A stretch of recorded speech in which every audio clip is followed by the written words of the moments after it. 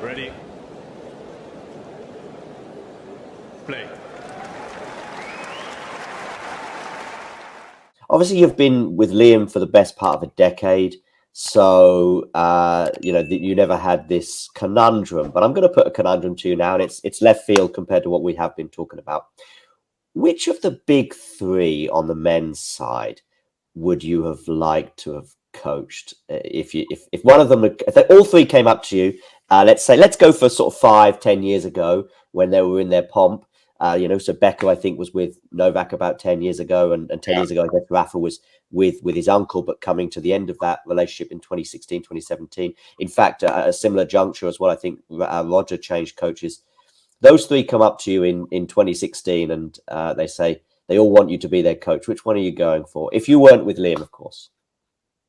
I mean, at that time, I would have gone for Roger. Okay. Because?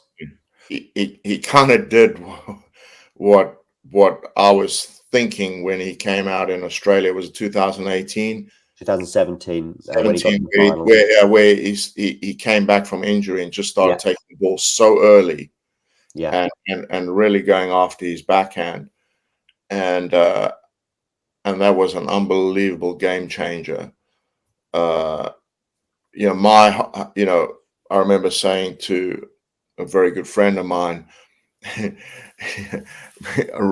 Roger's kind of messed up a little bit of my edge as a coach, because I've always coached early ball, like really early ball, and felt that the whole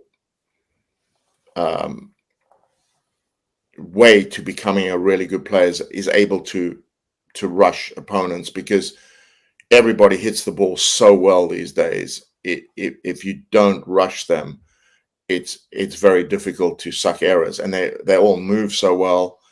It's really, really difficult. And I felt that was a seminal moment in tennis. I mean, McEnroe did it way back, and that's when I learned off McEnroe, and it was the foundation of my coaching. Is, wow, the way this guy plays tennis is, for me, the best way of playing tennis. How early he took the ball, and suddenly Roger was doing the same, and a year later, I'd say everybody was up the court way more than they had been. He kind of led the way of the game there, and turned it. Even Rafa, really got up the court more. For me, it was a turning point of the game, and the best players over history have always moved the game forward. And I'd say, for me, Roger, in that little spate in 2017, moved the game forward.